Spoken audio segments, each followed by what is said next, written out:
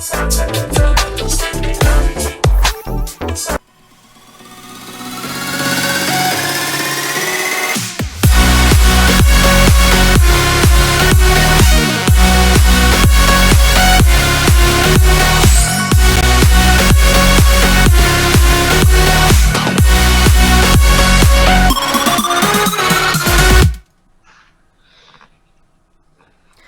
guys, welcome to the 10th episode of F4.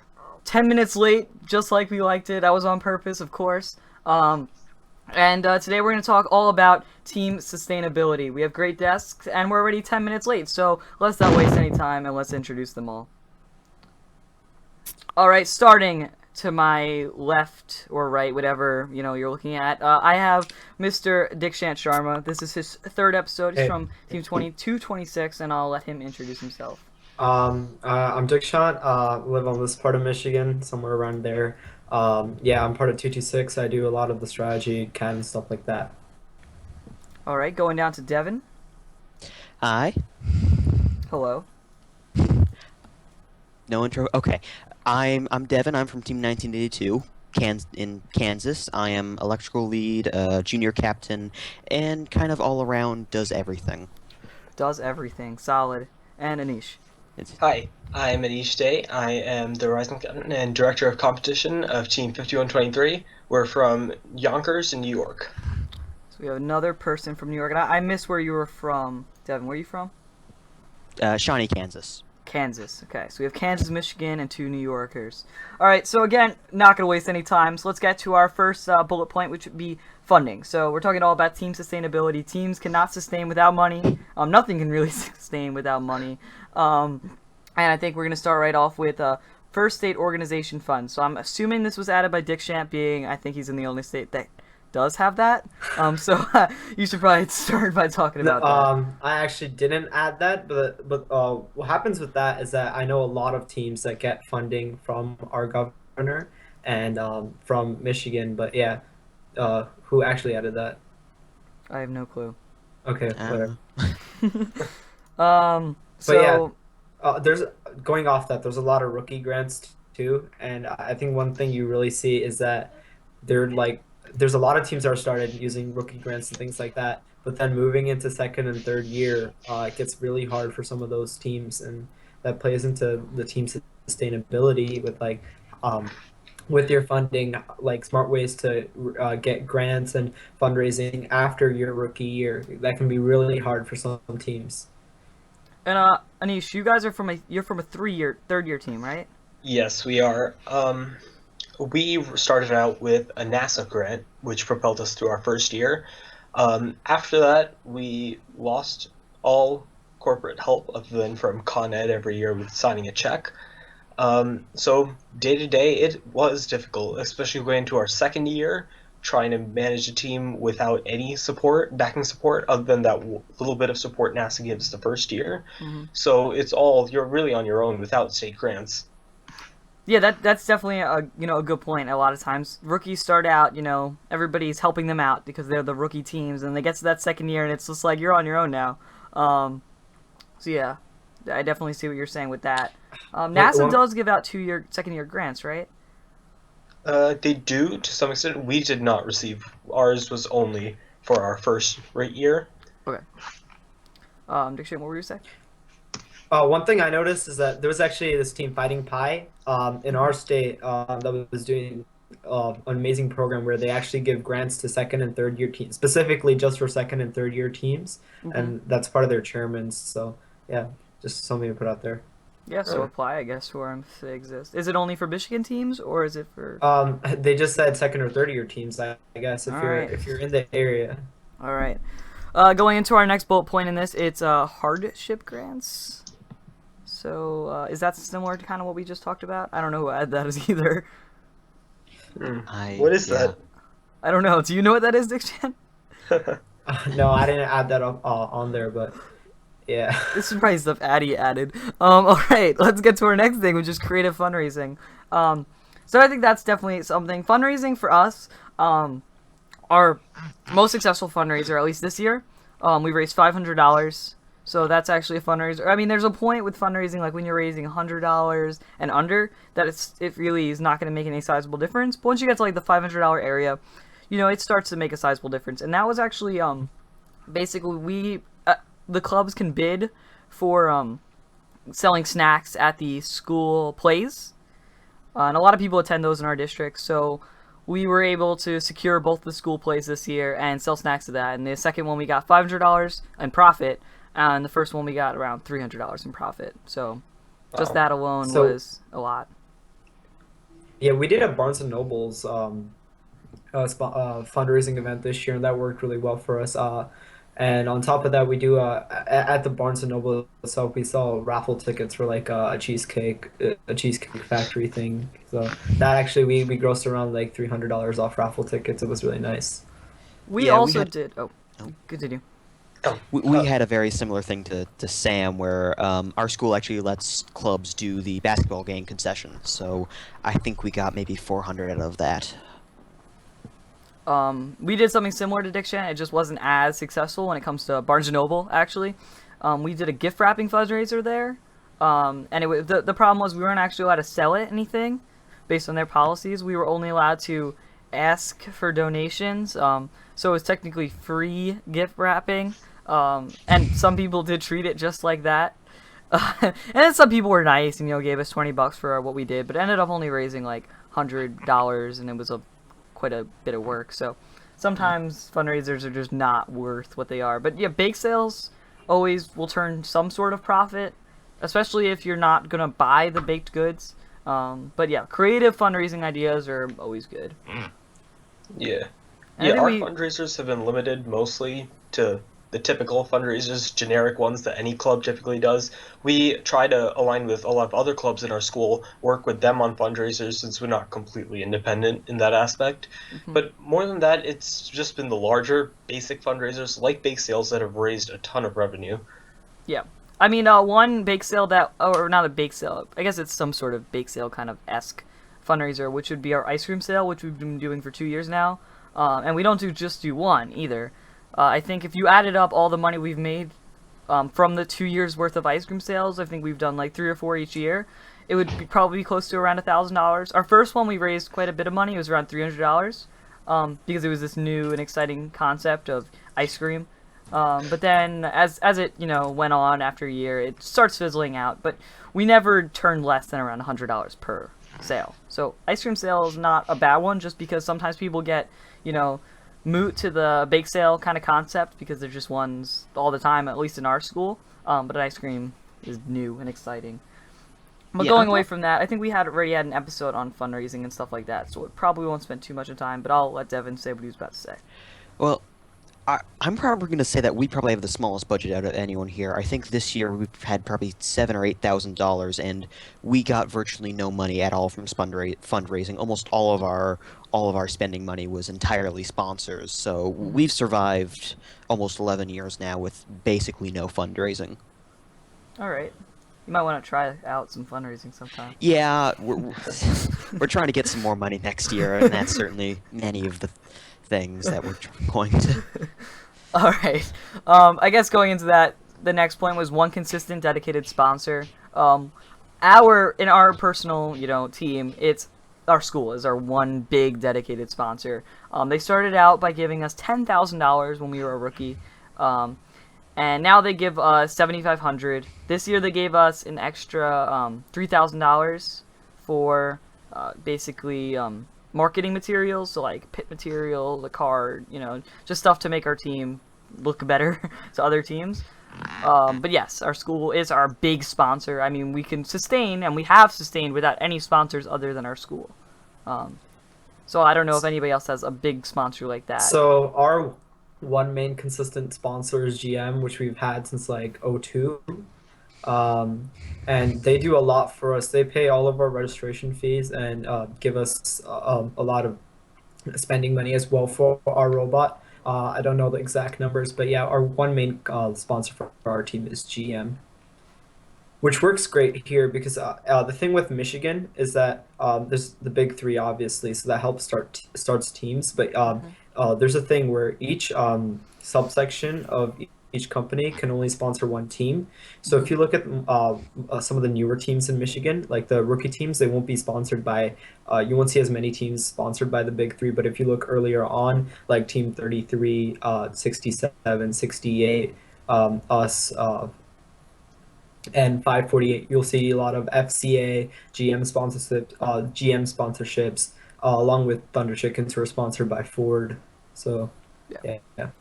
Yeah. Yeah, our team, while we do get a nice check from Con Ed every year, offering to pay for one or two regionals, we mostly survive year to year off of the smaller fundraisers, seeing that other than basic support, we don't, and for registration, we don't get anything else from Con Ed. NASA is out, so we rely on local fundraisers, local companies. That's the idea we've been exploring for the past 3 years. Now going into next year, I've been exploring several options, and we're trying to chase down a corporate sponsor who we can set up as a reliable sponsor for at least the next 5 years. Yeah, that was one thing we instituted last year. And as I spoke about earlier, we were able to sustain for many years, supplemented by a little fundraiser just off the money our school gave us. It covered registration, and then we had $2,500 for everything else. It was tough to sustain like that. Our robots were very cheap. We weren't able to order COTS parts that we wanted just because we couldn't afford it, and it just did not work out. Coming into the 2015 year, I saw that was not going to work out. So, we all started, trying to find sponsors. A tactic that worked for me was finding CEOs' email addresses on the internet, and I found James Dolan's email address, the CEO of Cablevision. He owns Madison Square Garden. The guy's really rich. And ended up just contacting him. My mentor got called into the superintendent's office because Cablevision called him wondering why a student contacted them for money. Long story short, Cablevision's our sponsor now. But, they gave us around $1,000. They're going to give us more continued support. This year they had some issues just because they're doing a swap to the French company that owns them. So it's not actually owned by James Dolan anymore. But yeah, we're still working on, getting them more reliable. We also had one of our sustaining sponsors year to year now is AccuHealth. They give us a couple $100s every year, but it's nice and helpful. And they upped it from this year to from last year. We have Dunkin' Donuts. They give us a very tiny bit of money in donuts. And then we have Northrop Grumman, who's given us some money. It just, finding the local companies in your area that are willing to, get some tax returns off you guys is not a bad idea. So going to the next thing, this is interesting. I like to hear your input on this, and that's membership fees. We try to implement this on our team this year with a denial from our lead mentor. Despite the fact that we're in a, higher income area, not high income, but around upper middle class. So, no one is really having an issue with, say, $100 membership fee to cover your shirt and stuff like that. But yeah, I'm wondering whether you guys have implemented this already. Yeah, so we don't have a membership fee right now, but our district actually has a thing where if you want to join a club, you have to pay like $50 for like this thing called pay to play, something like that. But on top of that, what we were thinking of is starting a thing where almost a $50 membership fee. We have a large member group around like 100, 120, a large team. So I think that would work for us. And we also live in a upper middle class area. And then if anyone is eligible for subsidized lunches or something like that, then you don't have to pay that. But on top of that, we also if we have to go to an event, I think depending on the event, like if we're going to MSC, it's almost like $300 per student, or we just charge by the event for actually going there rather than right at the beginning of the season. And then obviously shirt fees and things like that. Devin, anything? We as a team just charge for our shirts. That's the only cost that we have for members. I've talked to our team a little bit about trying to implement just a one-time fee at the beginning of the year and trying to get our safety glasses better, because our current safety glasses are, for lack of a better word, crap. It's a pretty good word. It is, but I'm going to be trying to figure out how we can implement that next year. We're in the richest county in the state, one of the richest in the nation, so I'm not too worried about people not being able to pay. I'm thinking just a small $50 fee, which is nothing. So yeah, I mean, in some areas that could be a lot. And I mean, you never know where someone's coming from. They might live in that area. That's kind of what our mentor said to us. You know, they might live in an area that's middle class, upper middle class, and it might be their parents' house, and they might now be lower class, and they might not be able to afford that. But generally, if you kind of do what Dick Shant did, or their team does, well, you know, if they're reduced lunch, it kind of shows whether they can afford it or not. When I mentioned that to our lead mentor, he said, you know, the whole thing about them possibly being embarrassed, and that's of course understandable. I know that this year, when it comes to subsidization, we did subsidize our t-shirts slightly, so they cost around $20 just because they were pretty high quality, but we only charged $10 for them. And then with transportation, we slightly subsidized the train costs, so it would be around $80. People only had to pay around $50. So yeah. Yeah, on the other hand, I'm from, and our team is based in a very low-income area where a significant number of members are under the poverty line. So even though we do currently have a membership fee, which was immediately raised eyebrows among half of our members, administration, they were actually the ones that asked us to implement it. We so far have not received too much of. We received the membership fees without much complaint. There were people who we offered some sort of financial aid to, even to participate on our team in the first place. The big dilemma that we faced about instituting membership fees was that either you ended up with a large group, especially in our district, a large group of kids who were qualified to be on the team but could not afford the membership fees and therefore could not join, or kids who were not at all qualified to be on our team but ended up joining simply because they were the ones that outbid the others in terms of membership fees. So while we do currently have a membership fee of $50, we are right now not completely sure whether to increase that or decrease that for the coming years, just based on our team admission, and because we do have a large turnout each year of around 180 students that are looking to join the team, while we typically try to maintain a team for around 40. So it is a trade-off that you have to strike a balance between. One thing I know some teams do in our area is that require students to raise a certain amount of money to join a team. Like, I think Thunder Chickens do this, is that students have to raise around $1,000 to join the team, and that is through contacting small level sponsors, going to families and asking them, oh, do you want to donate money to our team, and then giving a certain portion by themselves, or they always have the option to just give 1,000 straight out. But yeah, and I believe there's no fees after that, so. That's smart, actually. I know that 973 does that, and I actually, we thought of having some sort of like competition with raising money, and I'm going to talk about implementing something like that. Maybe not $1,000. I know that's the same price that 973 does, but that's also considering 973 has around 20 members, all of which are extremely dedicated, and that's kind of what they feed off of. And when you spend time raising $1,000, you know, you're probably going to be pretty dedicated after that. So I guess this is kind of how it works. But yeah, the reason why some teams are probably hesitant to, implement something like that is they don't want to turn off, a large group of members. They don't want to have 280 people turn out and, 10 people want to raise $1,000 and then that's all they have left. I think one problem we see with this year, we did not have a membership fee. We're seeing if we can do it for the next year. Is that without that, it's just something that everyone can join. That's why we have like such a large membership. Mm-hmm. And we have a much less dedicated student group. Like we might have 120 on paper, but at the end of the day, we end up having 20, 30 dedicated students, at least, which are mainly comprised of upperclassmen. So having that membership fee also, what it does is that it brings more dedicated students in, or even if they're not as dedicated in the beginning, it's something that they can, it's like almost seen as an investment in the team, that they're actually invested in the team. While without that, like, they don't really care. And if it's $50, like, that's not a huge amount, but then their parents will also think about, okay, they're actually doing something rather than it just being something that they just joined out of nowhere. Like, there's no significant investment within the team. Yeah. Okay, going into our next large bullet point, we have mentorship. So I think the big thing there is mentors can, continue team knowledge and help them stay afloat. And I will try to go, on the quicker side through this just because we are running out of time. But lack of mentor, it basically all the bullet teams say is, mentors can help keep a team afloat. lack of mentors can be a major factor in the end of a team. It can help prevent the loss of information. Alumni mentors are a thing, and then Devin just added whether too many mentors could be an issue.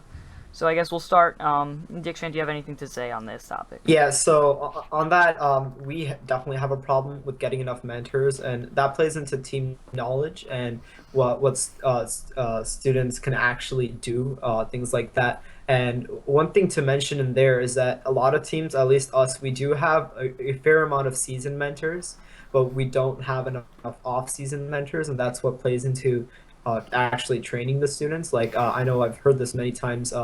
Is the season is won in the off season, right? And going into that, like you really need to train your students during the off season. That's where mentors come in to make sure that you have the best possible student body to make yourself as successful as possible. Yeah, I mean, personally, our team does have the issue of not enough mentors. We don't have the issue of not enough mentors during the off season, being both of our mentors are subsidized by the school district and subsidized to be mentors for the whole year. We have one mentor who's the lead mentor. He's, for lack of better words, paid more, and he's there pretty much every single day of the year. So we have a lot of time in the off season to train students. It helped us a lot this year. We actually built a whole new robot, and we're able to complete an off season. So all those incoming freshmen, which was about 75% of our team this year, were able to gain enough experience that we were not dealing with incoming freshmen anymore. We were dealing with a 75% sophomore team in some extent because they just built a whole robot. We also have another mentor. Our first mentor is neither of our mentors are technical.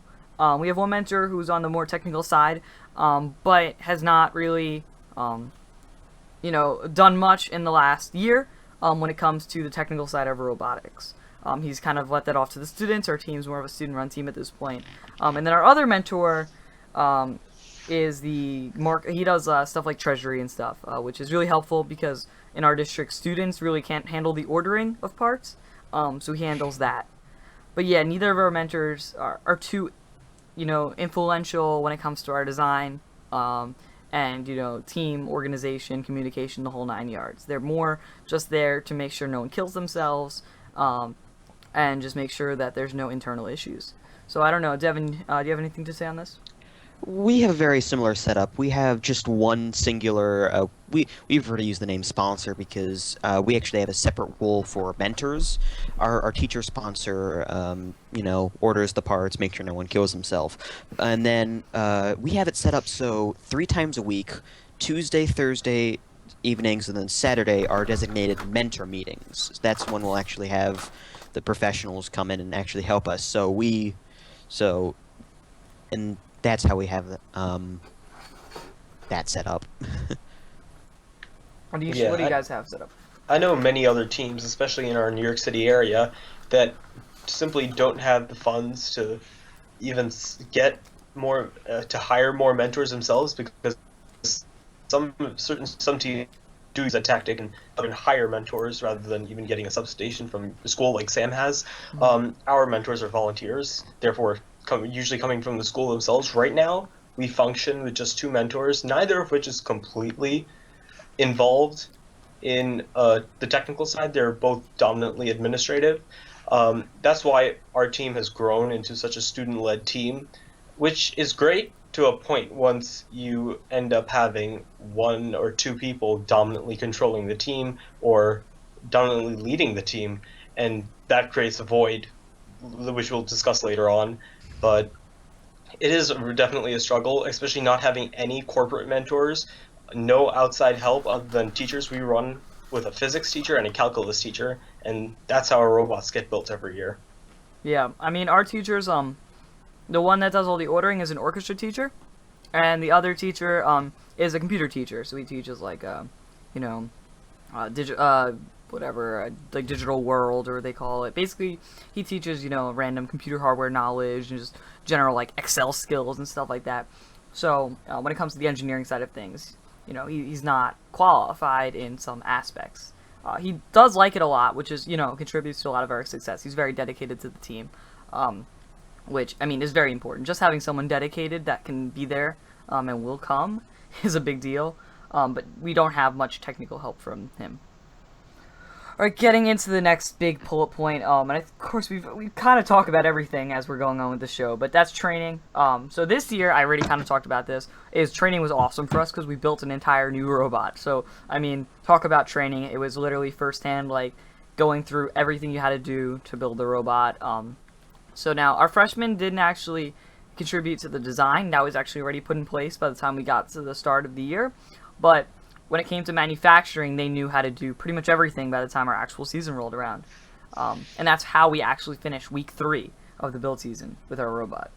I mean, that's pretty fast. Devin, I see you are about to say something, so let's hear it. Can I ask what you designed that robot off-season to do? Was it like designed for Recycle Rush? It was a or... Recycle Rush robot. Okay. So yeah, that bot was already designed during the spring, and we were possibly actually designing during the summer, and then we didn't get confirmation in time from our school to let us bring the parts home to start. So we decided to leave it off to the off season. Ended up being the better decision anyway. And yeah, basically that was for Recycle Rush. We ended up competing at an off season, and then that went pretty well. So we're a finalist at the off season event. So it was definitely really nice for the students entering the team to see their work come to fruition and actually have some sort of success right away. But yeah, that can't always happen. Anisha, how do you guys do team training? Our team training, because we also have to tie it into the team admission process, is always competition based. What we do, and I've discussed this earlier, was dividing our team into smaller divisions led by our lead members into building. We use Vex for the majority of our training. So by using Vex setup, we have different sub teams get not a complete FRC hands-on experience, but still an experience in itself, building or test building robots through the off season. And honestly, I think that that's extremely important, having that hands-on experience more than anything else in training new members. Yeah, I mean, hypothetical training with videos and demonstrations at the front of the room are great, but you're dealing with a group of hands-on students, so hands-on training is the best way. Dikshan, you have anything to add? So what we do is our teams split up pretty. It's split up between mechanical, controls, and design. So with that, we train each student in there. So for mechanical specifically, what we do is the mechanical team actually builds a t-shirt shooter, so that so they can get an idea of actually how a robot is built. And then for lathe skills and milling skills, we're the hammerheads. So the mechanical kids actually end up building a tiny hammer using the mill and lathe. The design kids, we teach them CAD. But one problem we had this year is that 3 or 4 people ended up CADing the whole robot. We had out of a team of around 20 students, and what we found with that is that we taught a lot of kids how to CAD, but not how to CAD specifically for a robot. Or even when we were working, they might know how to CAD a robot specifically for what they tell them. We tell them, but they don't know how to design one themselves specifically, or exactly how a robot works anyways. So that's something we're trying to fix for the design team this year. And then programming went relatively well. They do a lot of training based specifically for Java, which is what we use, and electrical helped, which is part of controls, worked with mechanical to wire up the t-shirt shooter robot. Devin, what do you guys have going on? We basically don't. As the past few years, the only years I've been involved with our FRC team, we basically put it off until about 2 days before start build. So Sounds great. I know. I'm making my team look so great in this. We'll implement it along with fundraising. Yes. I'm working on both of those things for next year, among many, many, many other things. Listen, I heard We you have a do lot of- everything, so I mean, this We is have your a lot of- your sub team, Devin. Well, we have a lot of issues. All right, that's great. I'm not even gonna deny it. It's just- Great. All right, so one of the bullet points in training was upperclassmen pair with rookies. So I don't know if anybody else does this. We kind of do this. basically everybody, all the rookies know from the start. If they have a question, and it's not about programming, they could probably ask me. Well, they can ask me. When it's about programming, they usually go to their lead programmer, just because he is significantly better at me than programming. But if he's not there, they'll ask me programming questions too. But yeah. I don't know if anybody else does the whole upperclassmen paired with lowerclassmen. We just didn't have enough people this year to do that at all. We would have, though, so I don't know if anybody else does that. So we were trying to do that this year. Something happened and it didn't really go 100% through. But we definitely do something where the upperclassmen work with the rookies to train them. That's what they did in the mechanical team this year. So yeah. Yeah, even if our robots aren't stellar, our organization, I think our team prides itself on. We have set up an elaborate bureaucracy, especially going into this year, where we have a booklet for our team manual that's 23 pages long, outlines the functions of our 8 departments, which our team's divided into. We try to give a good balance of our team overall, but in these 8 departments, we have a treasury, a competition department, a lab administration department, and then the obvious electrical, mechanical, programming, and so on and so forth. And through this, I mean, we get a good distribution overall with around, say, 7 to 8 students per team leader that I think working hands-on in small groups especially gives you really get a great view on, especially during the early Whatever. Did you get cut off? Hello? Dude, What happened? sorry, What's a little going on? glitch. Yeah, back to normal. Alright. So what were you trying to say? Yeah. As I was saying, our departmental structure, it really gives new students a good idea of what it is because our team is also divided into squads. Further on that, we have total this year 10 squads of 30 kids each for all the younger members, newer members. As part of team building and part of just general cooperation. I think working with other team members in small divisions rather than larger groups under one set team leader and one group really, really helps. Yeah, I agree.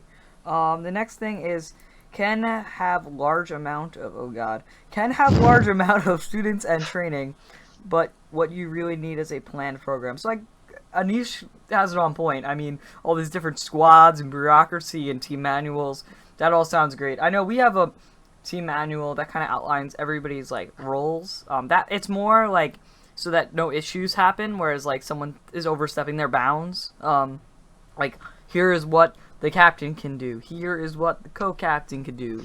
Here is what the mentors control. Just so that everybody, you know, stays peaceful and civil. Because we have had issues in the past where like some people would overstep their bounds and then some people would do stuff they shouldn't have done. And I guess that would be an issue with any student-led team without at least some sort of what's the word I'm looking for? Accountability. So yeah, that's a thing. I don't know if Dick Shant, you guys do anything when it comes to. I mean, So what I meant by like a planned program almost is that there's a lot of teams out there, but there's a lot of like programs, like robotics programs.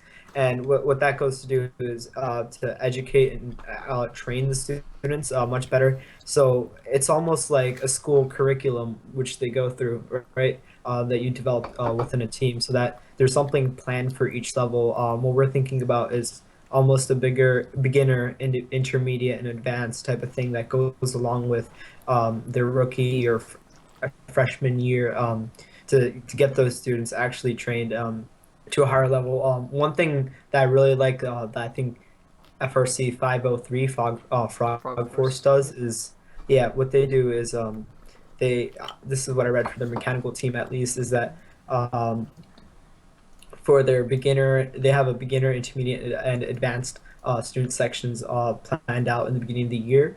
And for each section, they have certain things so that once they're actually building on their robot, each section has something to do, and which is already planned out at the beginning of the year. And those students are trained in those specific things. So as they go throughout their high school career, you're gonna they end up learning a lot and actually moving through rather than having it so that 2 or 3 kids end up learning a lot of that stuff, while a lot of kids just sit in the back and file all the parts down or something like that. Gotcha. Yeah, I mean, we kind of naturally do that. Like, basically, we just from the start, we start everybody off at the same level, and then as the year goes on and as everybody progresses, we start to see like, okay, this person will probably go a little farther in this. They care a little more. They show a little more promise. So then we'll further train them. One particular member is this guy named Blake on our team. He joined, and immediately, we all recognized him as, the person in the group that, is probably going to lead after we're all gone, and we're like, this is the, he really takes initiative. So from there, we know that, since we don't have mentors sustaining knowledge, we need to funnel knowledge into younger students. So we just, continue to train him more extensively than everybody else. But of course, if anybody wants to learn something, we never deny them.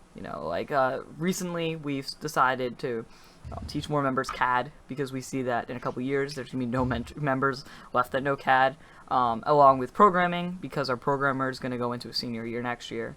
And it's just a matter of making sure that everybody is trained. How about 2x1? So 2x1 he's the man, okay guys? So if you don't know who 2x1 is, he's our new marketing lead president. No, he's not, but basically 2x1's amazing. He's God actually. He's on our team. He's named 2x1, because of a unfortunate, incident on the first day that involves no one being hurt except for some people's, emotions after laughing too hard. I mean, bottom line is 2x1's awesome, I wish I had the picture of him laying on our bumpers, but maybe I'll have it during the post show. 2x1. So Devin, do you have any 2x1s in your team? No, there was this one time I accidentally ran into the Low Bar and got the nickname Low Bar, but that was about it. Okay, let's go on to our next thing just from that. So the next thing's kind of cool. Our team is working on this. We don't do it right now, and that would be feeder programs. So, Diction, you guys are from Michigan. You probably have feeder programs. So what's going on in your school? So we currently are starting a VEX team for our freshmen and sophomores to do. So that way, what they can do is they'll learn basically how a robotics competition works, because VEX, at least competition wise, works really similar to FRC does, and they already have experience with robots moving into FRC, and we're trying to set up something where we're trying to organize FTC and FLL in our middle and elementary school, so a lot of students have experience before they're coming in. And one team that I really like that works on this is, I know I'm bringing them up a lot this episode, but Frog Force, and what they do, they have it really well set up in their district with the FLL teams in elementary schools, FTC in middle school, and a lot of their students will have experience throughout their elementary years and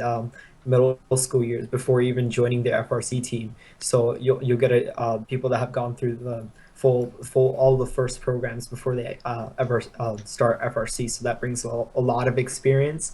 And another thing that we're looking to do for next year is Okra, which is specific for our area, which is it's like a FRC type of competition, but it's you're supposed to build your robot completely out of like hand tools. You're not allowed to use any precision machines or anything like that. So that's something that we're looking into for our upperclassmen. I know teams like Engine Nerds and Killer Bees do it, right? 68 Killer Bees also do that. Yes. So yeah. A lot of teams here do like VEX for freshmen, sophomores, and then Okra for juniors, seniors in Michigan. So yeah, we don't have Okra in New York yet, but no. Devin, what do you guys do when? What happened?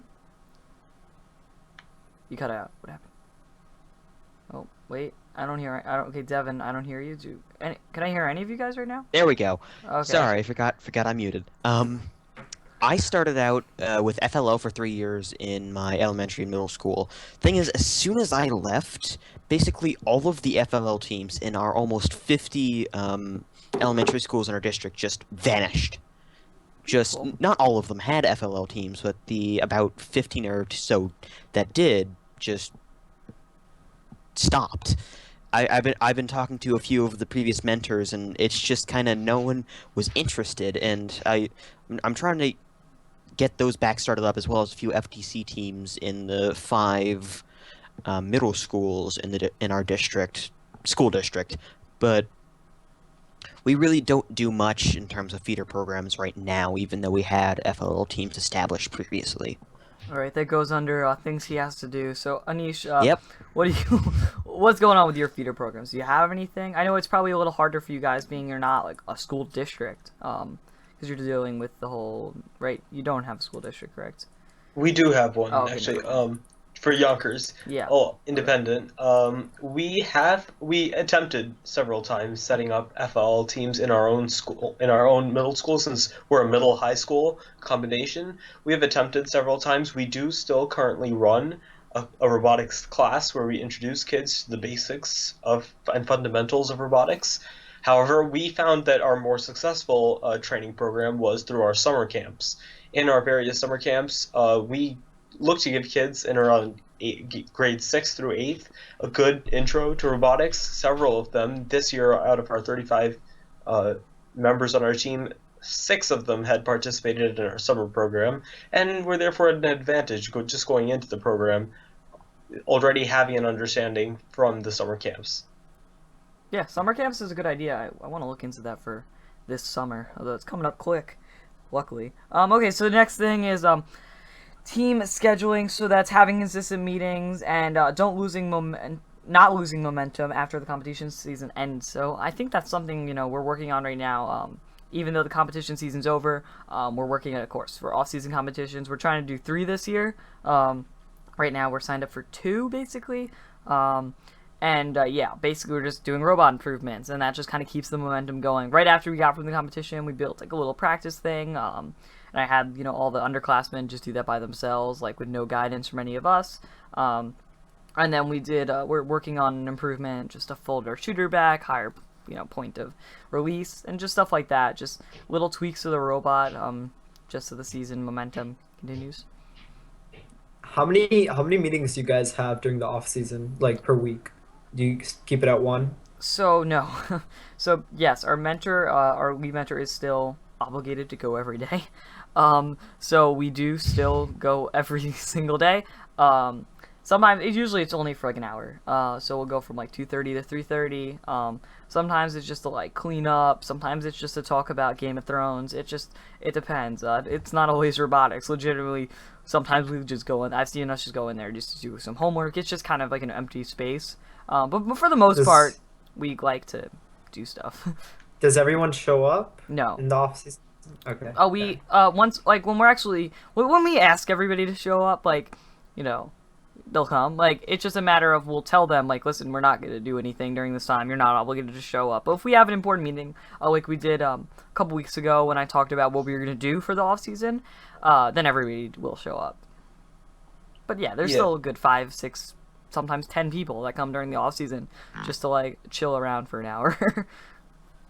Yeah, I found that during the actual season, we ended up logging off significantly less hours than other teams.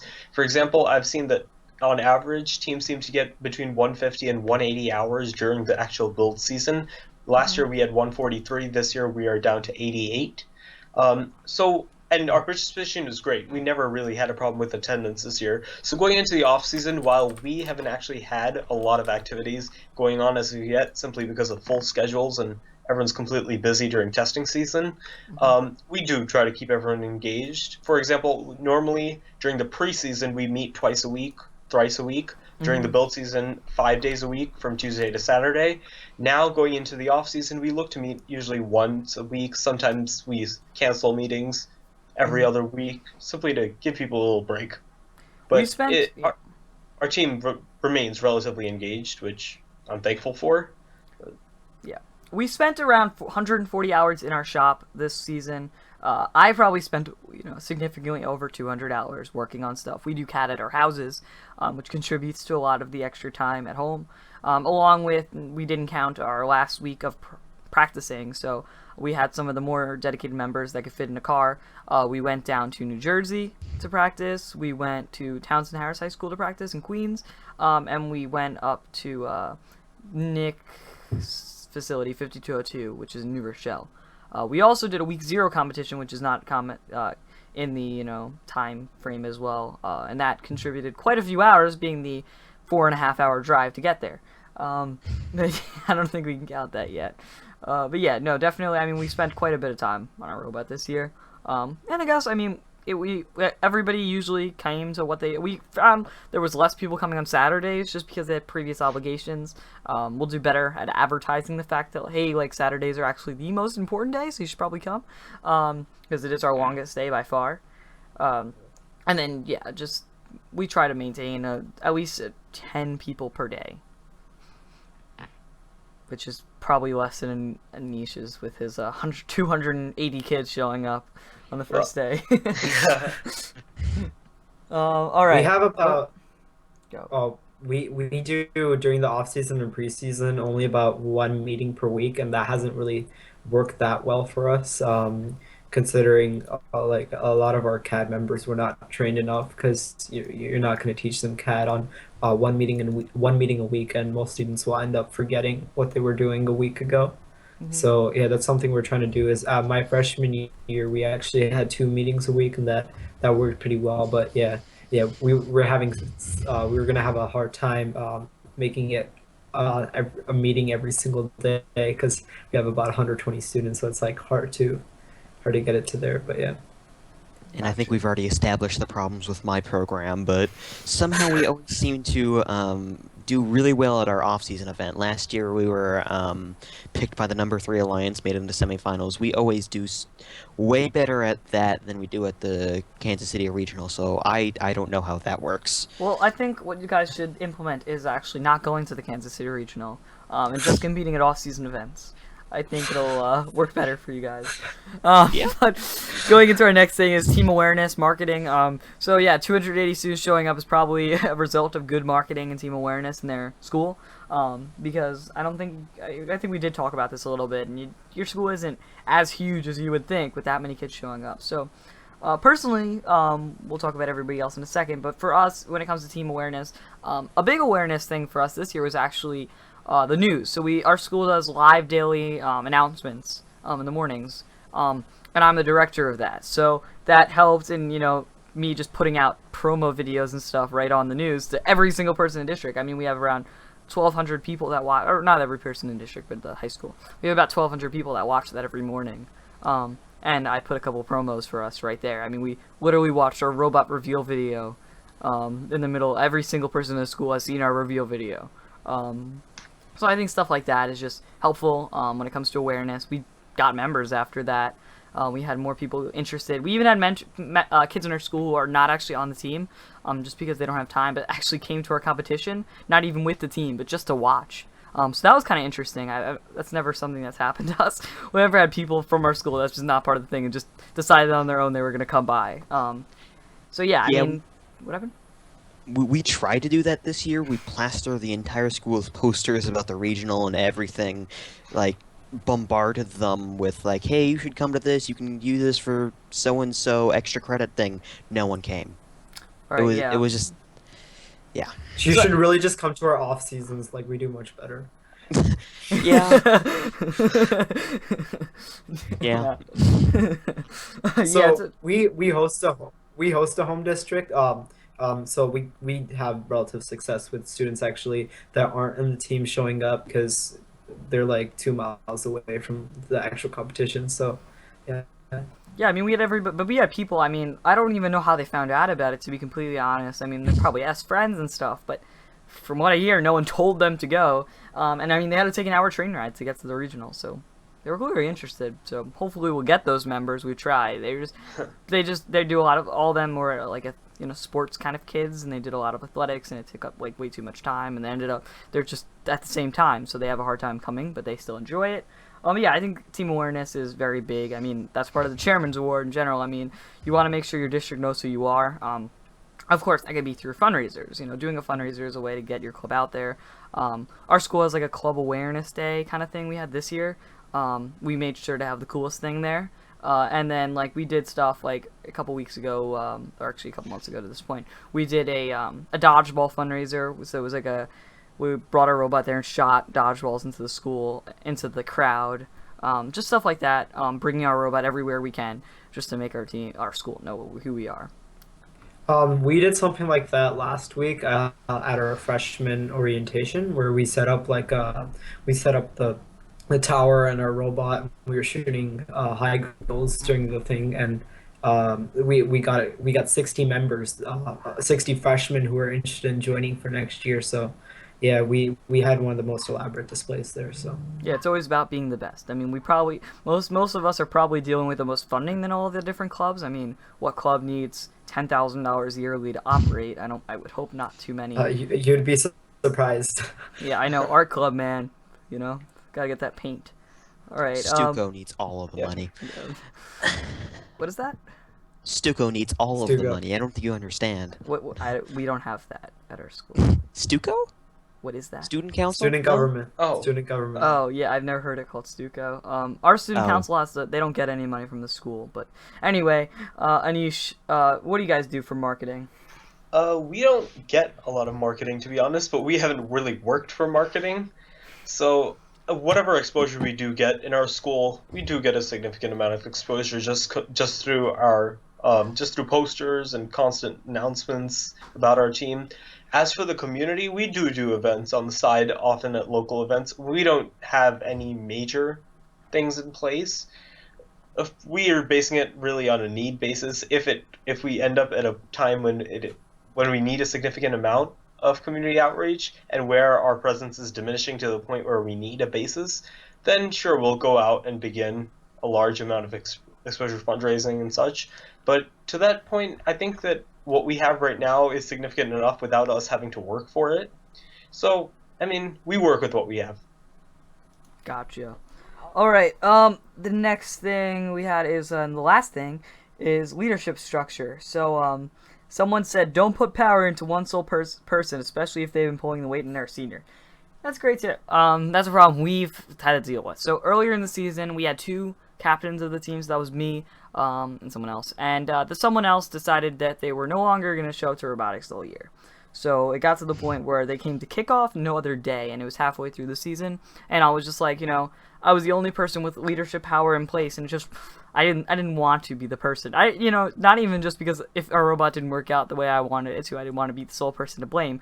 But I mean, just because it won't work in the long term. Yes, it was working right then, but it's not going to work in the long term, especially after I leave. So that's when I personally just put into power Smitty as our co-captain. She embraced it, learned a lot, I taught her a lot, and then eventually, she's trying to get to the point where, she has just as much knowledge as I do, if not more. That way we can, continue to funnel that over. So after I leave next year, she'll have a new co-captain in place. And then after she leaves, that co-captain will be captain, and the knowledge will be spread through them. So with that, what we have is we don't really have that problem with us with our students because we have a setup where we have a president and then an engineering vice president, an information vice president, and a business vice president. So the power is relatively spread out. But one thing we do have with putting power in one sole person's hand is with our mentorship. We have one main head mentor who does most of the things regarding our team setup and stuff like that, and has taken control of a significant portion of the team. And considering we don't have that many other mentors besides him, so yeah. Anybody else want to speak on this? That's not Yeah. necessarily for the worst though. So Devin, let's hear it. Oh, did you? Or, Go I'll ahead. go ahead then. Oh wait, who said yeah? Okay. Yeah, I explained it part about our team's bureaucracy and how we have it set up. We find for these past 3 years we have had one captain. Now he's graduating as a senior, and we encounter the problem where he needs to do a memory dump, basically on the rest of the team and the new team leaders coming up. In order for us to really function next year, we have found the problem where he is our only programming lead. No one else on the team has any knowledge of programming whatsoever. I personally can't touch programming. So we were in a frenzy trying to find someone to take over programming going into next year and the year after. However, I think our setup we have currently, where out of the 8 directors on our team, we've set up a balance such that 2 kids from each grade are 2 directors. So we strike a balance with 2 seniors, 2 juniors, 2 sophomores, and etc. We never quite encountered the problem like we did last year and again this year, with a large number of students leaving an entire team helpless or knowledgeless going into the next year. But through some basic setup, I mean, it can be resolved. Yeah, we encountered that problem a couple years ago where we didn't have any programmers left. So our president for that year actually learned LabVIEW over the summer, and we were fine because LabVIEW is not that hard to learn, right? So Yeah, I mean, here's what I'm wondering. Do you guys still need Adi? Because Anish seems like he can use an extra programmer. And I mean, you probably want to send him some. Adi doesn't do any FRC programming on Yeah, our team. okay, so you yeah, can just have send him him. over, Like, he yeah. doesn't. Yeah. Alright, so Adi, you're getting sent to Yonkers. Someone needs to give him a house. He just needs a box to live in. He doesn't really need a house. Maybe a car, whatever works. Just give him a box, fill it with a bunch of potatoes, maybe a webcam. It's like that's all he Yeah, that could work in A Yonkers. webcam. Maybe one He's that's better. He's protesting. Yes, and he got muted.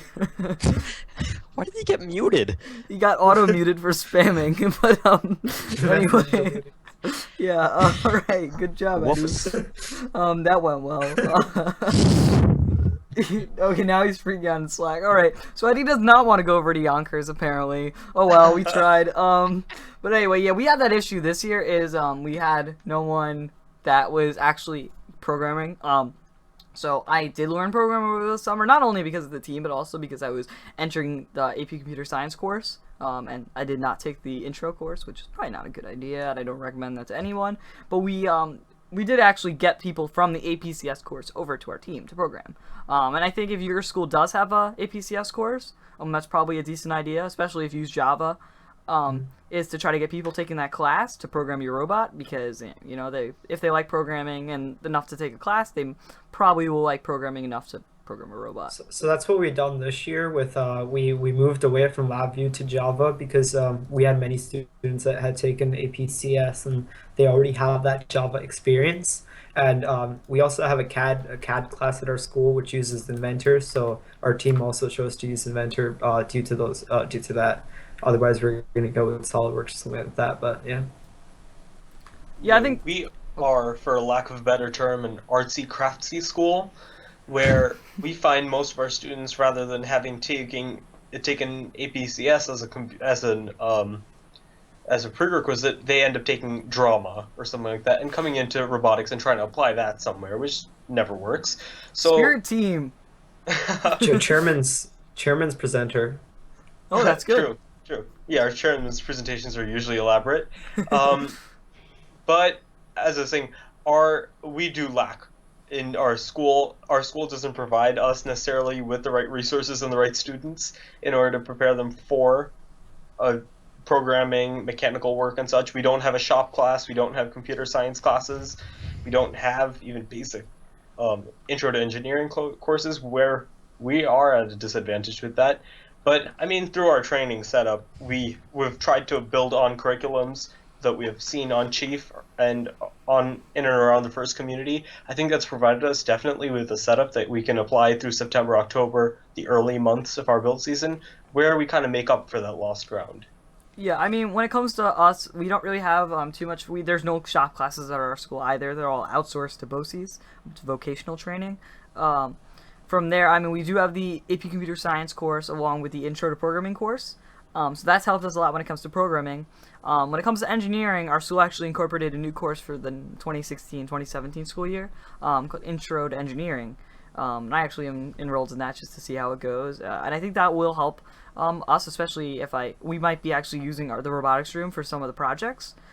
So, I mean, that we might get, not only members from that course, but it also will teach current members some more, extra little engineering things. A lot of our members rather are enrolled in that class. And then another class that our school implemented for next year is the AP Computer Science Principles class, which is like more like computer hardware-esque stuff. I don't know if anybody's looked at it. It's only a second year AP at this point. And that is actually led by our lead mentor. So, yeah. Yeah, what we had is we also have the intro to engineering, and one thing that was actually a chairman's project for us was having an intro to robotics class. I think 2 years ago. Our school is, for lack of a better word, like more of a nerdy type of school, and a lot of students are intro to robotics didn't really go that well because students are like, oh, I'd rather take an extra AP than take intro to robotics. That's why AP computer science works really well for us because like, oh, this is an AP class, I'll take that, right? And that helps them out with on our team as well with Java. If they had like AP CAD, that would work like perfectly. AP CAD. Let's make it happen. AP SolidWorks. Inventor die.